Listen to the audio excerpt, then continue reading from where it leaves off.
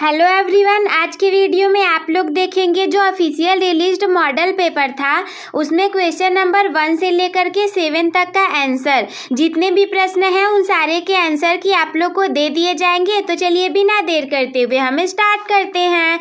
Question number खंड अ वाला जो था बहुविकल्पी प्रश्नों से शुरू था और इसमें सबसे पहले आज हम उपखंड 1 को हल करेंगे। पहला है, निम्नलिखित प्रकथनों में से कौन सा सही है।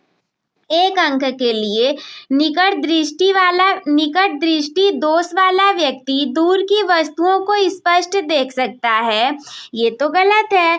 दीर्घ दृष्टि वाला व्यक्ति पास की वस्तुओं को स्पष्ट देख सकता है। ऑप्शन नंबर सी, निकट दृष्टि वाला व्यक्ति पास की वस्तुओं को स्पष्ट देख सकता है, या फिर दीर्घ दृष्टि वाला व्यक्ति दूर की वस्तुओं को स्पष्ट नहीं देख सकता है। तो क्वेश्चन नंबर पहले का ऑप्शन नंबर सी वाला राइट आंसर है कि निकट दृष्टि वाला व्यक्ति पास की वस्तुओं को स्पष्ट देख सकता है। इसके बाद क्वेश्चन नंबर दूसरा आपके सामने, प्रतिरोधकता में कब परिवर्तन नहीं होता है। पदार्थ परिवर्तित होने पर, ताप परिवर्तित होने पर, प्रतिरोधक की आकृति में परिवर्तन होने पर, या फिर पदार्थ और ताप दोनों में परिवर्तन होने पर। तो देखिए, प्रतिरोधकता में परिवर्तन नहीं होता है। प्रतिरोधक की आकृति में परिवर्तन होने पर प्रतिरोधकता में कोई भी परिवर्तन नहीं होगा, यानी कि ऑप्शन नंबर सी वाला आपका करेक्ट आंसर हो जाएगा। इसके बाद क्वेश्चन नंबर तीसरा आपके सामने है, कोई प्रकाश किरण नीचे दर्शाए गए चित्र के अनुसार या आपका एक डायग्राम दर्शाया गया है।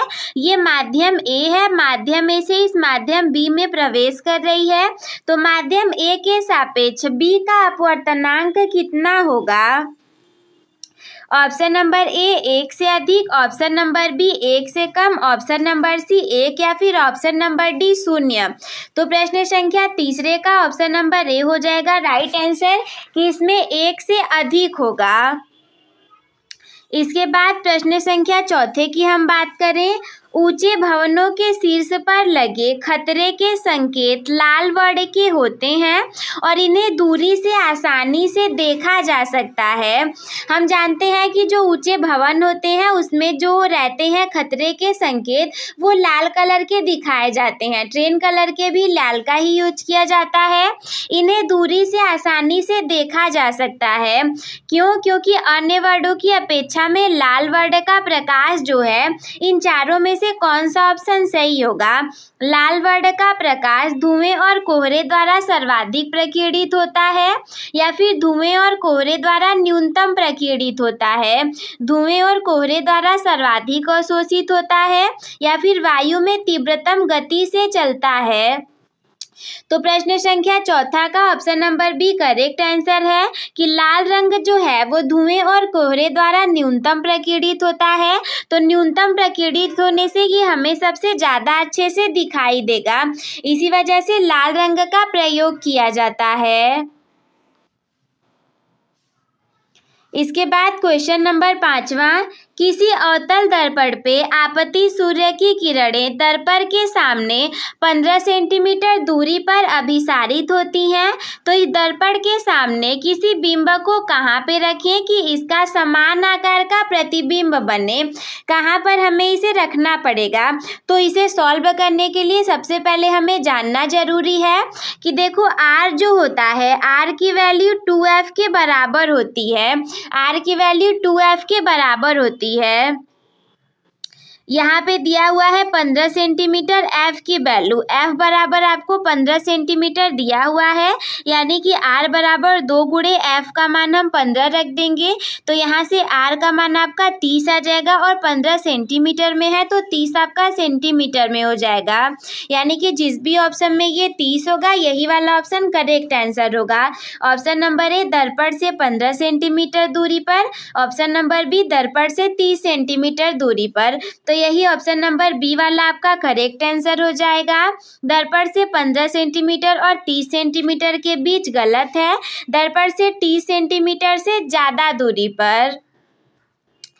क्वेश्चन नंबर 5वां जो है इसका आपका option number B correct answer हो जाएगा। इसके बाद क्वेश्चन नंबर 6वें की तरफ हम आगे बढ़ें। इसको भी सॉल्व करके बताना है कि किसी विद्युत बल्ब का अनुमातंक 220 वोल्ट और 100 W है। जब इसे 110 वोल्ट पे प्रचालित करते हैं तब इसके द्वारा उपभुक्त शक्ति कितनी होगी।